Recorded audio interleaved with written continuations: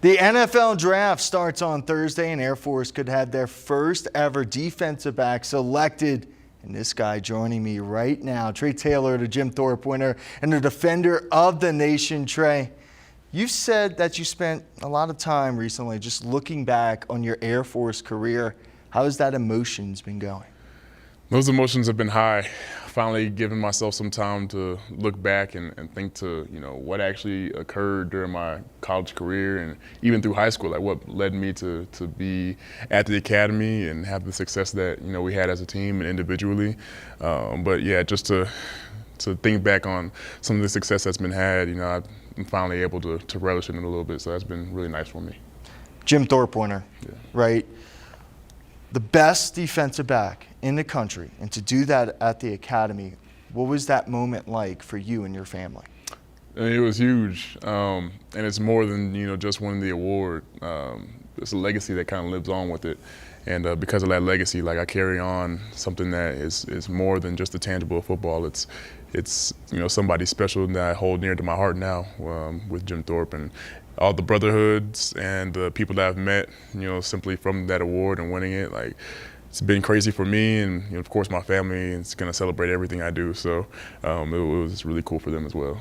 And just talking about that too, is this something you dreamed of when you were a kid, right? Yeah. Watching your uncle play, being a safety, and then now you're doing this. Yeah. Is this a dream come true for you? Yeah, no, 100%. It's a dream come true. I'm gonna shed some tears on Saturday or Friday, whenever I hear my name. But just thinking back to the journey of how I got here, and seeing how I've progressed into now, and having the opportunity that I've dreamt of since I was 3 years old. The day is coming, and it's coming fast. So it's been really nice to be able to sit back and just appreciate the time that's been taken to get to here. So. Talking about sitting back, but what has this whole process been like for you, from the training to the visits? It was a little hectic. There's a lot of traveling that goes on, a lot of undercover stuff that people don't really see during this time. But the training, I love training. Like, this is the first time I've ever been able to train and just do, football, do what I love to do.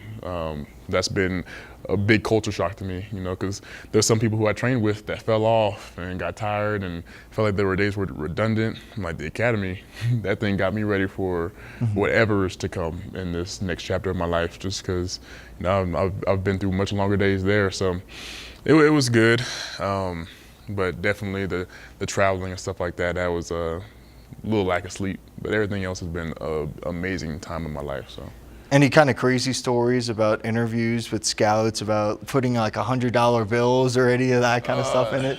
No, there might be like a hat. So picking a hat, and like if you pick the right hat, then you're gonna continue on with the interview, and everybody in the room is gonna be clapping up. But if you pick the wrong hat, people are gonna be looking at you sideways. It's weird, but what hat? It depends on the color of the hat. So like, if it's a, you go into it and already knowing a little bit, but color of the team.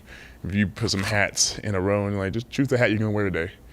You pick the wrong hat, and it's not like the color of the team, or it's not like a foundational color that they are represented by. I'm not gonna have a really good rest of the visit. But no, that's cool. Did you get any advice from any of your coaches, family members, or even your Uncle Ed? Of course, my uncle, and then my dad as well. He's been big in this role with me for a long time now with football, and then my mom as well. She gives a lot of morale boost and just keeping me up when times are down sometimes.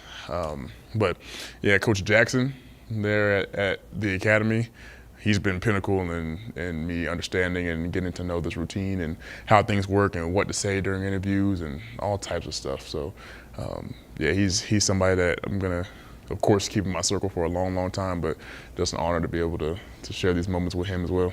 What is your draft day plans? Yeah, so draft day plans, I'll be in Colorado Springs, and I'll be with sponsor family that's been taking care of me for the last 5 years now. I'm just glad that I'm able to share this moment with them, because when it comes to my time at the academy and who's really kept my head on straight, it's been them. I got to give back to them big time because, you know, they made a lot of this possible. Whenever things looked down at the academy, they were there to help me pick it right back up and keep pushing me forward. So it'll be nice to reflect and have fun with them, but yeah, it'll be cool. Any favorite landing spots? Oh, man.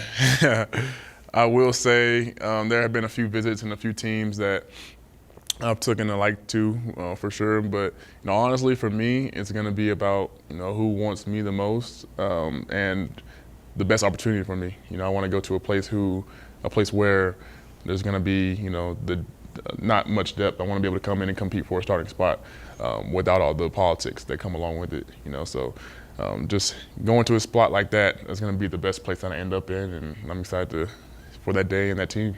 That's what this is all about, is going to the best place possible for you. And whatever NFL team gets you, it's going to be a gem. And best of luck for this next week, and enjoy all the moments. Yes, sir. I will. Yeah. Thank you for joining us. Thank you for having me. Anytime. Yes, sir.